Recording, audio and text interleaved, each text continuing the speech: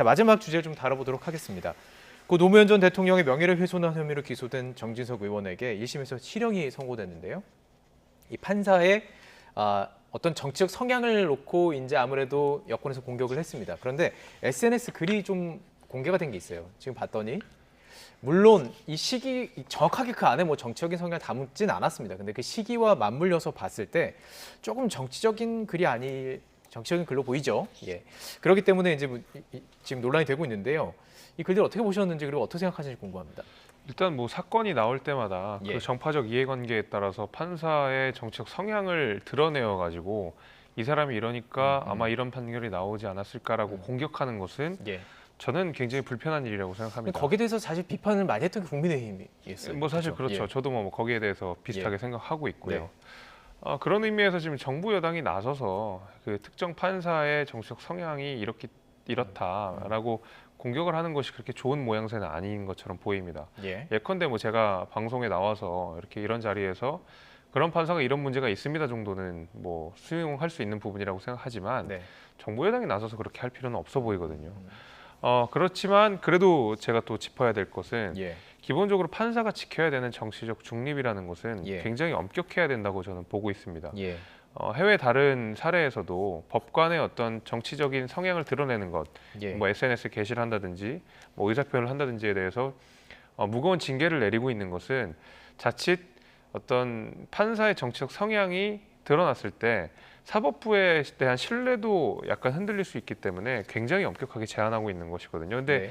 이 판사 같은 경우에는 본인 스스로가 정치적 사건을 맡아서 재판을 했습니다. 예. 그 가운데서 여러 차례 SNS로 정치적 성향을 드러내기도 했고요. 네. 그렇다 그러면 실제로 판결의 내용이 합리적이었는지 법리적으로 맞는지를 떠나서 벌써부터 이 판사가 이렇게 정치적인 성향을 갖고 있기 때문에 불리한 판결이 나온 거 아니야라는 의심이 나오게 되는 거거든요. 네네. 저는 그거 자체가 삼권 분립, 그다음에 특히 이제 사법부에 대한 신뢰를 상당 부분 훼손시킬 수 있는 위험성을 갖고 있다고 생각합니다. 예. 그래서 다시 이제 정리를 좀 하자면 정부형이 나서서 뭐 판결 나올 때마다 판사의 정치적 성향을 드러내는 건 부적절하지만 네. 실제로 이번 논란이 더 커지게 된 데는 예. 저 판사가 어떤 무거운 정치적 중립이라는 책임을 망각한 채 SNS에 수차례 글을 게시했던 어떤 경솔함도 예. 같이 포함되어 있다고 생각합니다. 예.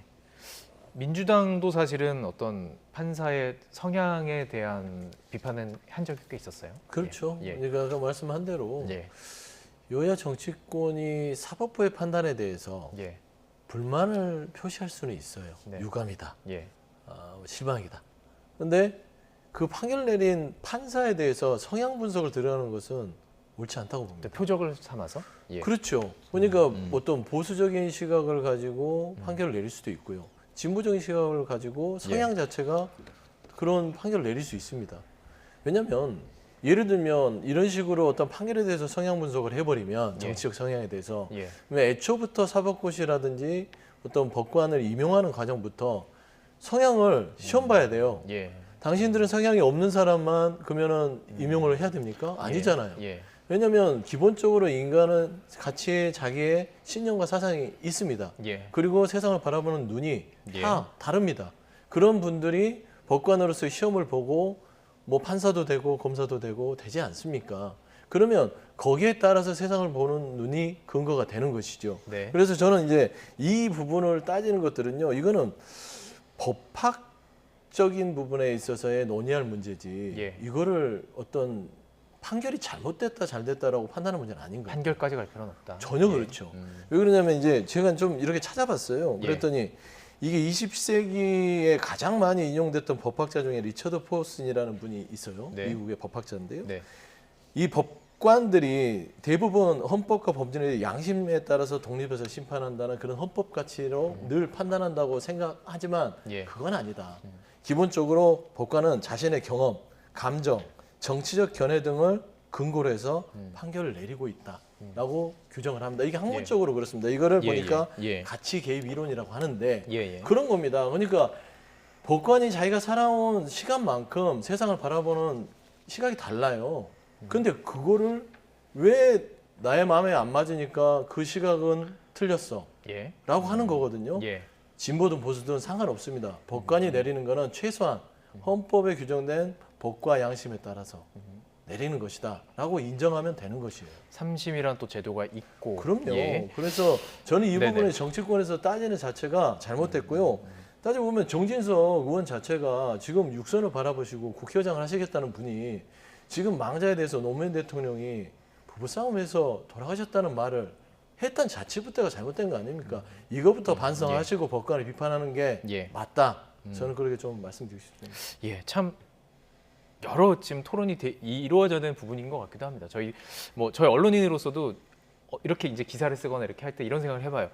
같은 사안에 있어서 그러니까 이 똑같은 기준을 가지고 내가 다른 사람에게도 대했나 이런 걸 계속 이제 스스로 이제 이렇게 체크를 해보게 되는데 법관도 뭐 그런 과정이 있었을 거라고 봅니다. 자, 그렇다면 SNS를 법관은 어느 정도까지 표현을 해야 되느냐인 거예요. 지금 아예 하지 말아야 되는 것인지 아니면 이 정도의 표현까지도 이게 과연 말씀하신 것처럼 판결까지 영향을 줬는지는 모르는 것이기 때문에 그렇죠. 어디까지 표현을 한다고 근데 저는 보세요? 최대한 어떻게? 자제하는 게 맞다고 생각합니다. 근데 과거에 이제 대한민국에 비슷한 사례들이 좀 있어요. 네. 보게 되면 과거에 FTA 협상과 관련돼서 비판적인 견해를 냈던 네. 판사가 있었고요.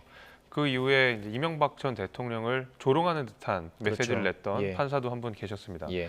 근데 그 당시에 다 나왔던 얘기가 SNS에 뭐 정치적 견해 표현한 거 좀 어떠냐라는 주장을 하니까 대부분의 법관들, 대부분의 법률가들은 이렇게 얘기했거든요. SNS가 사적 공간이 아니다. 네. 어디까지나 공적 표출의 가능성이 있는 공간이기 때문에 예. 재판관은 자신의 어떤 정치적 성향이 외부로 드러날 수 있는 가능성, 예. 그에 따라서 사법부의 판단에 신뢰하지 못할 가능성을 내포한다 그러면 SNS 역시 자유로운 공간은 아니라고 생각하거든요. 정말 정책 견해를 표출하고 싶다, 내가 무언가를 이야기하고 싶다 하면 정말 일기장에 쓰는 게 맞다고 봅니다. 그래서 예. 물론 답답하긴 하겠지만은 다른 국가 공무원들보다도 훨씬 더 엄격한 정치적 중립을 지켜야 되는 예. 재판관으로서는 저는 정치적 견해 표현은 SNS 특히 안 될 것 같고요. 예. 최대한 자제하고 자중하는 것이 좋다고 봅니다. 자, 그 전에 이제 말씀해 주셨던 그게 2011년 비속어가 포함된 이제 풍자물을 올려서 이제 이명박 대통령을 비하했던 이정열 전 부장판사 얘기죠. 서명 경고가 쳤습니다. 이번에는 어떻게 지금 대법원이 어쨌든 지금 뭐 조사를 하고 있는 과정인데 어떻게 될 거라고 보세요? 대법원의 조사 자체도 좀 무리수가 있다고 봅니다. 할 수는 있지만 예. 이게 이제 정치권의 압박에 의해서 그런 거거든요. 정진석 의원이 뭐 다선 의원이라고 해서 집권여당에 본인이 그냥 불만을 토할 수 있어요. 그러면 네. 대법원이 조사를 할까요? 예. 안 해요. 근데 이게 집권여당이 국민의힘이 나서서 막 비판을 하니까 압박을 받아서 조사를 하는 겁니다. 예. 이 부분은 그냥 앞으로 주의하시오. 예. 이렇게 얘기할 수 있거든요, 법판상. 근데 지금 조사까지 나선다는 거는 이건 또 사법부도 압박을 받고 있다라는 예. 점에서는 굉장히 아쉬운 부분이고요. 예. 아까 말씀했듯이 SNS가 생기면서 좀 이런 사례들이 생기는 것 같아요. 옛날에는 네. 일기장에 썼잖아요. 자신의 견해를. 그래서 이제 공적 영역에 있는 분들은 예. 저도 그냥 뭐 정치인이든 정치인은 이제 SNS를 할 수밖에 없지만 뭐 판사나 법관이나 뭐 이런 공적 영역에 있는 분들께서는 되도록이면 그 기간 동안은 이 의견 표출은 일기장에 쓰시는 것들이 더 좋겠다라는 예. 좀 그런 의견을 필요하고 싶습니다. 오늘 일기장으로 다 통일이 됐습니다. 일기장에 쓰는 것으로 통일이 됐습니다.